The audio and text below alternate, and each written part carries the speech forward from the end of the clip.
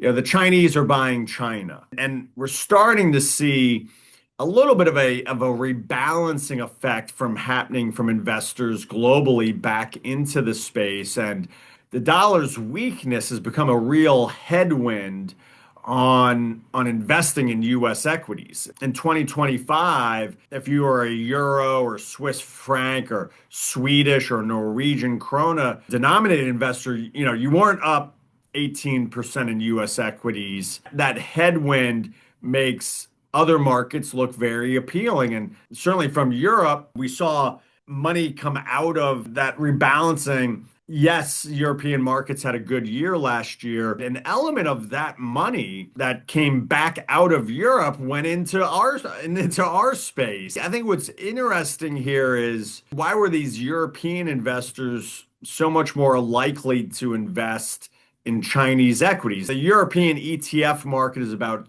3 trillion versus the US market is 13 trillion. Why would a CFA or MBA in Europe be more likely to be investing in Chinese stocks? And I think an element of that is the geopolitical, that the media narrative in the United States is exceedingly negative. And that's why we write ChinaLastNight.com every day.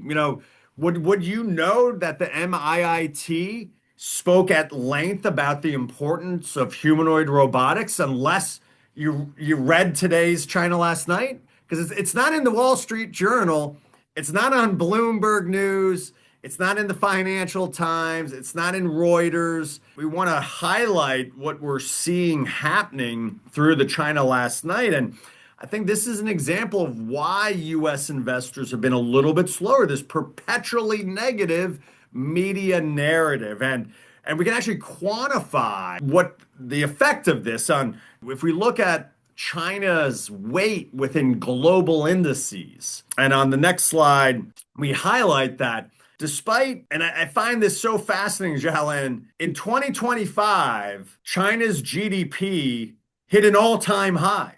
Yeah. But did you see anywhere China's economy has never been larger than today? That's not what we get. And so, yes, China, we had some policy errors.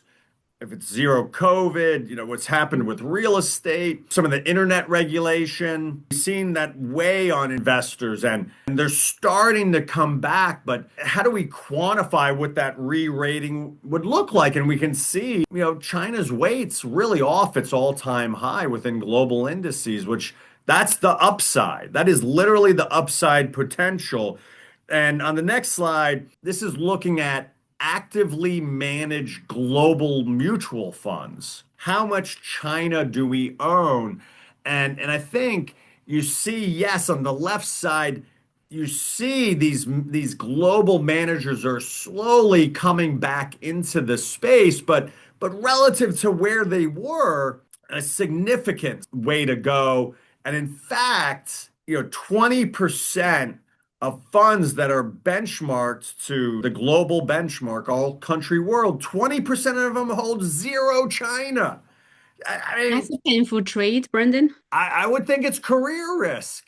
I would say How do you, it's we're talking something. about Xiolin, we're talking about how great, this equity performance has been, and 20% of them have zero China.